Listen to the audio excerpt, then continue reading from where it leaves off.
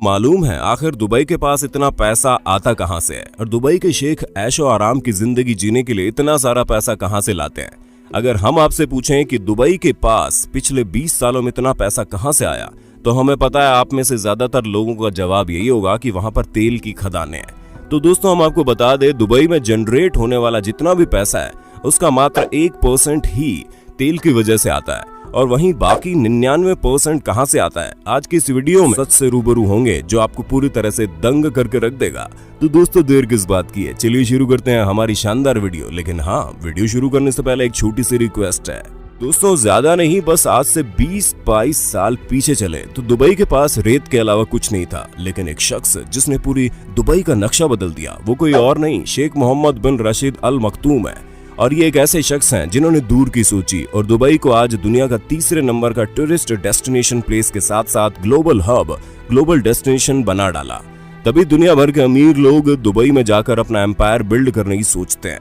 उसी के साथ ही आज दुबई एक ऐसी जगह बन गया है जहां पर आपको सब कुछ टॉप लेवल का मिलेगा, फिर चाहे वो दुनिया का सबसे बड़ा मॉल हो, दुनिया की सबसे बड़ी बिल्डिंग हो, दुनिया का इकलौता 7 स्टार होटल बुर्ज अल अरब हो।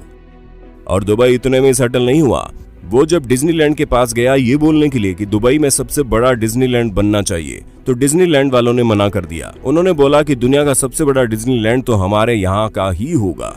उसी पर शेख मोहम्मद ने साफ बोल दिया, ठीक है आप न बनाओ, हम दुबई लैंड बनाएंगे जो सबसे बड़ा होगा, जहां पर हर रोज करीब 2 लाख लोग आएंगे। और वहीं जहां रेगिस्तान में ढंग से पेड़ पौधे नहीं उगते, उसी रेगिस्तान वाली जगह पर फूल उगा दिए और दुनिया का सबसे बड़ा फूलों का बागीचा आपको दुबई में देखने को मिल जाएगा, जिसका नाम दुबई मिरेकल गार्डन है। उसके साथ ही पाम जुमेरेई जो दुनिया का सबसे बड़ा मैनमेड आइलैंड है, वो भी आप दुबई में ही देखने को पाएंगे, जहां पर करोड़ों के घर मिलते हैं। और इस आइलैंड का स्ट्रक्चर भी गोल नहीं है, क्योंकि दुबई के शेख ये बात बहुत अच्छे से जानते हैं कि अगर वो गोल आइलैंड बनाते तो ज्यादा घर बिल्ड न कर पाते, जिससे आप उतना ज्यादा न कमा पाते। इसी वजह से उन्होंने इस आइलैंड का शेप ऐसा रखा जहां पर ज्यादा से ज्यादा घर बनाकर ये बेच सके, और यही चीज लोगों को और ज्यादा इस शहर की तरफ अट्रैक्ट करती है।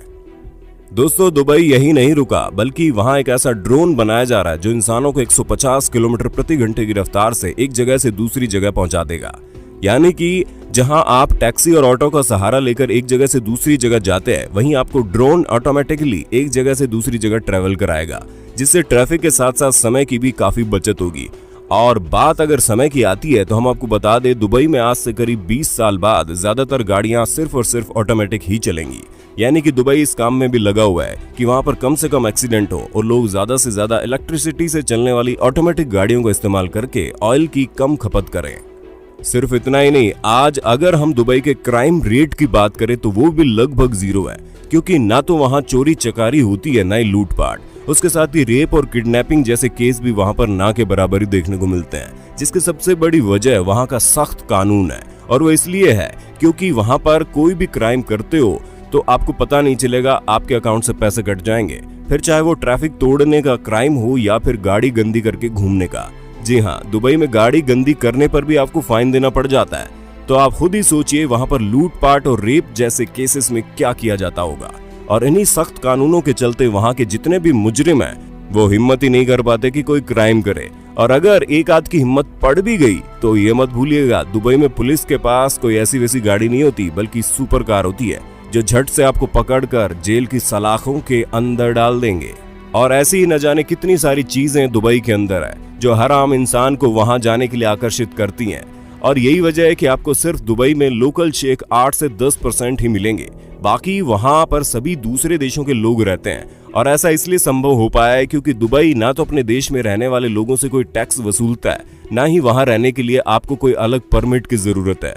आप जाएं और वहां पर आराम से अपना बिजनेस बढ़ाइए और वहां की ऐश और आराम भरी जिंदगी का लुत्फ उठाइए।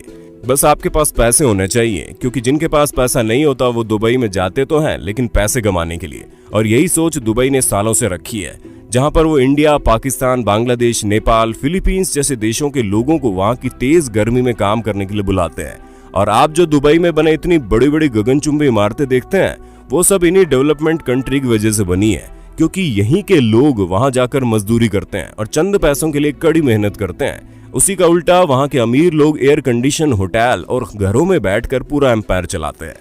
दोस्तों, अब आप समझ गए होंगे कि दुबई के पास ना तो तेल से इतना पैसा आता है, ना ही वहां की सरकार टैक्स लेती है, बल्कि वहां का पूरा पैसा तो ट्रैवलिंग और टूरिज्म से आता है। उसी के साथ ही जितने भी अमीर लोग हैं वो दुबई के इस शानदार लाइफस्टाइल को जीने के लिए दुबई में बस जाते हैं, जो कि अपने साथ साथ दुबई का भी पूरी तरह से कल्याण करने में जुटे रहते हैं। और यही वजह है कि दुबई आज तरक्की की सीढ़ियों पर बहुत तेजी से चढ़ चुका है और आगे भी अपनी उड़ान भरने के लिए तैयार है।